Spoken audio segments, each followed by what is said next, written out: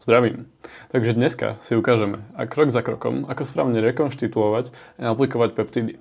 Konkrétne v tejto ukážke budem používať GHKCU, taktiež známy ako medený peptid. A ako prvé musím dať dôležitý disclaimer. Toto nie je medicínska rada, peptidy nie sú schválené na ľudské užitie v Európskej únii ani na Slovensku. Robíte všetko na vlastnú zodpovednosť a ak máte akékoľvek zdravotné problémy, konzultujte to s lekárom alebo odborníkom. Nie s chatmi na Discorde. To je dôležité si povedať. Takže pokiaľ sa pýtate, čo vlastne peptidy sú to krátke reťazce aminokyselín, ktoré ako keby signalizujú našemu telu, aby produkoval viacej kolagénu, v tomto prípade pri GHKCU, alebo redukoval zápal, alebo prinášal iné benefity, ktoré sú proste pre nás výhodné. GHKCU, ktoré tu mám dneska, je komplex medí, ktorý stimuluje syntézu kolagénu, podporuje hojenie rán, znižuje zápal a môže pomáhať vyjasňovať pleť a zlepšovať stav kože. Takže všetko dobré. A taktiež je to peptid, ktorý má, ak vôbec nejaké, tak najmenej vedľajších účinkov. Najhorší vedľajší účinok je ten, že ťa môže boleť hlava, ak nie je to z zinku. Najväčšia bariéra je to, že ľudia sa boja. Preto som tu. Dobre, dám si to akurát do lebo moc odrážajú svetlo, ale dal som si kvôli tomu, aby ste si mysleli, že som múdrejší, ako reálne som. Čož dúfam, že fungoval. Môžete si aj myslieť, že viem narábať s peniazmi. Neviem prečo, ale by ste si to mysleli a môžete si to myslieť. Dobre, takže čo budeme potrebovať? Ako prvé, samozrejme, potrebujeme samotný peptid. Peptidy prichádzajú v takýchto ampulkách miniatúrnych. Kupujte iba od overených zdrojov, to je veľmi dôležité, ktorí sú dlhodobo overení. Hlavne aby mali na stránke overenia tretích strán. A to neznamená, že iba budú mať svoj vlastný COA certifikát, Certificate of Analysis, ale musí byť aj overený treťou stranou, nejakým laboratórium. Janoštík je jedno laboratórium, ktoré je veľmi populárne pre toto.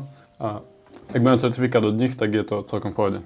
A nikdy neberte nič pod 99% čistosť, pretože zvyšok môžu byť ťažké kovy alebo nečistoty, ktoré nechcete v tele. Tento konkrétny GHKCU je od ukpeptides.com s pomočkou. S peptidmi treba zaobchádzať extrémne opatrne. Po rekonštitúcii. Dovtedy sú totiž v prachovej forme takéto. Nekývajte s nimi, netrastne s nimi a nemanipulujte s nimi agresívne. Sú nesmierne krehké molekuly a takýmto spôsobom si ich zničíte a sami sa okradnete o peniaze. Toto si môžeme ukázať, že jak to vlastne vyzerá. Neviem, dúfam, že to budem musieť cenzurovať. Zistíme. Ako druhú vec, čo budeme potrebovať, je bakteriostatická voda. Objednávate spolu s peptidom a slúži na rozpustenie liofilizovaného prášku do kvapalnej formy. V prášku sa peptidy posielajú kvôli tomu, že sú tak stabilnejšie. Benzylalkohol v nej zabraňuje rastu baktérií a zaručuje bezpečnosť. V tejto ukážke použijeme 2 ml tejto vody. Väčšinou sa posielajú v baleniach 10 ml. 2 ml je celkom štandardné množstvo pre 50 mg peptid, ako mám ja. GHK sa väčšinou posiela v tých 50 alebo 100 mg, kvôli tomu, že sa dávkuje vo veľkom. Ak budete môcť šetriť a dáte málo vody, tak sa môže stať, že vás to pri píchaní bude štípať. Čo už nechcete asi, nie je to až taký veľký problém. Hlavné je, aby to dávkovanie bolo jednoduché.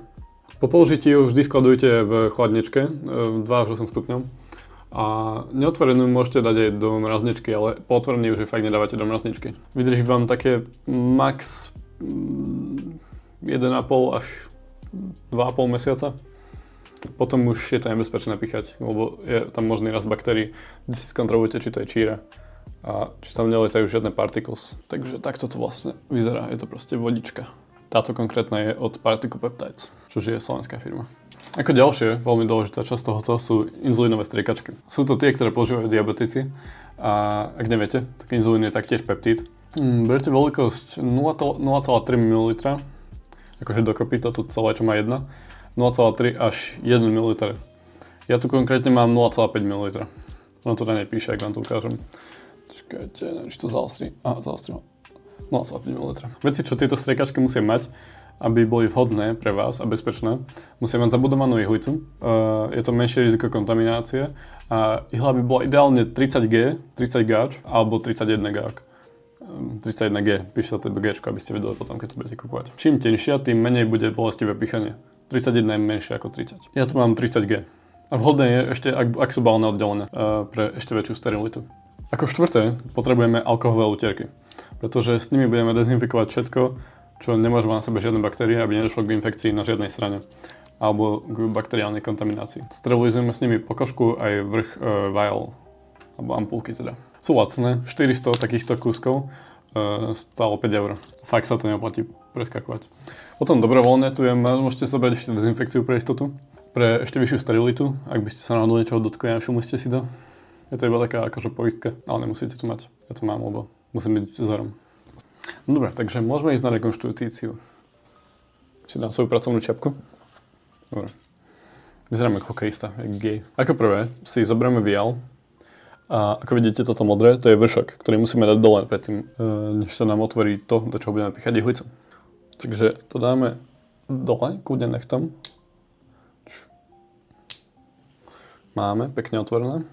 A prejdeme ich vrch alkoholovou utierkou pre sterilitu. Takže zoberieme si toto a ideme.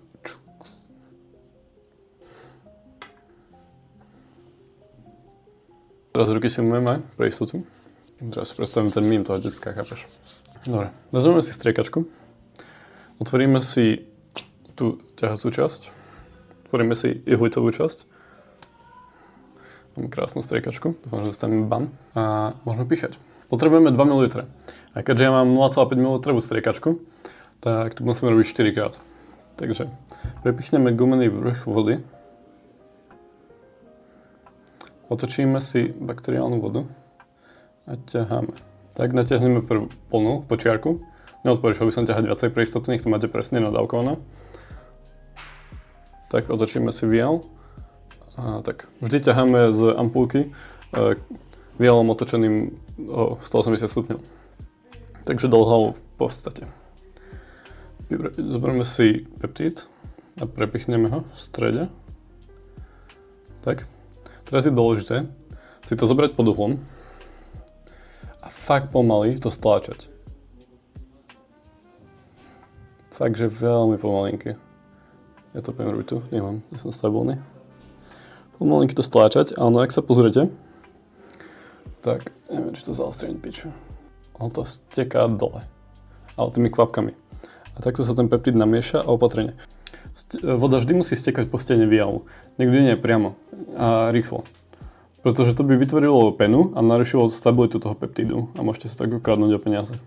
Ak by ste rozbili tie molekuly jeho, pretože potom už nebude fungovať. Takže nehovorte, že to je koup, ak si ho sami pokazíte. Ak sa vám pena objaví, tak nechajte vial odstať tak 5 až 10 minút a pena sama zmizne. Nikdy s ním netraste, to som už vravel. Peptid sa nám začína sfarbovať do krásnej modrej farby. Pretože tá meď to tak zafarbuje. Toto opakujeme 4 krát. Ja to strihnem, robím tu mimo kamery, nech nezdržujem toto video. Nezabudajte si to samozrejme pred každým prepichnutím pre istou alkoholovou utierkou pre istotu. A ak sa vám usadia kvapky na injekcii, ako mne, neviem, či to zaostrí, tak ju proste oklopte. Nemusíte sa bať, tá voda je sterilná, takže nevadí, ak sa dotkli samozrejme, kokoti. Dobre, takže pokiaľ to máte, tak zavrite si hlavne ihlicu pre Boha. Zoberte peptíd a ideme ho rozmýšľať pomaly. Ideme ho tak rolovať, takto pomaličky rolovať. Lebo ak sa pozriete, neviem, či to zaostrí, tak tam na spodku ešte trošku prášku. Takže zoberete si peptíd a musíte s ním jemne narámať. To je jak decko, s jeho spotom na hlave. A fakt jemnočko s ním idete akože rolovať. Takto. Chudáčik musí sa akože trošku rozbehať. Aj keď vtáčik vyhodí malé vtáča z hniezda, chápete? Musím počkať, kým sa všetkým ten prášok rozpustí. No dobre, takže som ho chvíľu rotoval. Trošku prášku sa nechcel rozpustiť na spodku v mojom prípade. Ale už máme krásny číry roztok. Nie číry, ale akože chápete, modrý roztok. A nie je tam žiadny cloudiness. Žiadne oblaky tam nie sú. Takže nezabudnite si dať tú ihlicu, čo ste použili na bok, aby ste ju omylom nepoužili znova. A tak hotovo. Máme zrekonštruovaný GHQCU na koncentráciu 25 mg na mililiter. Takže ideme na užívanie. Konkrétne dávkovanie, čo je tá najdôležitejšia časť.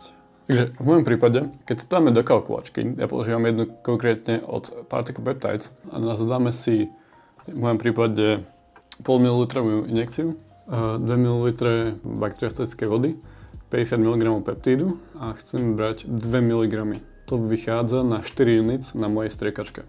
Units sa udávajú v skratke EU, čo znamená International Units. To čož jedna unit je jedna čiarka na striekačke. To si zapamätajte, ako funguje units, to je veľmi dôležité. Bežné dávkovanie GHK je 1 až 2 mg denne. Ak sa bojíte, začnite radšej nižšie a sledujte reakciu tela.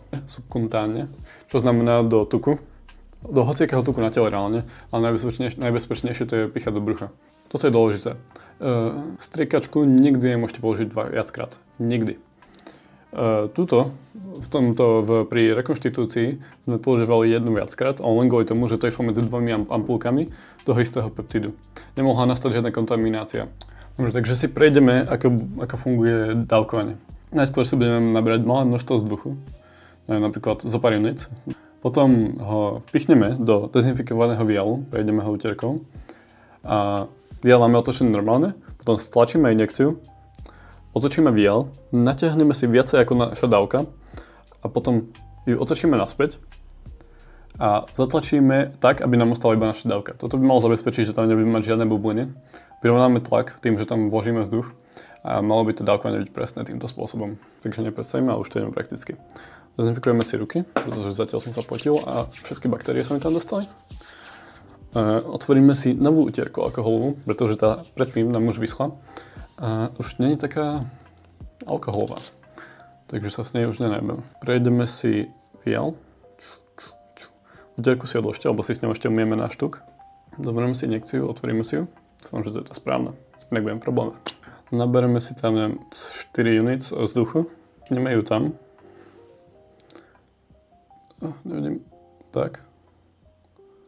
Stlačíme ju, otočíme a teraz natiahneme viac ako potrebujeme. Ja som natiahol 12 units teraz. Tak, otočíme to naspäť a zase pomaly to stlačíme iba na tú dávku, čo potrebujeme. Nechceme ho poškodiť, takže to stlačíme rýchlo.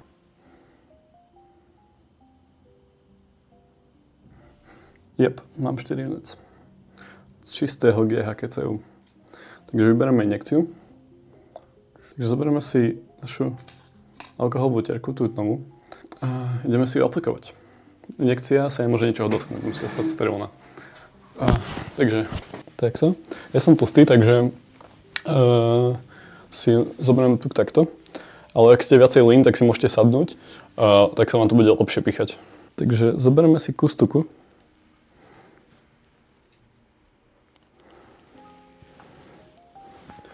Dezinfikujeme si ho.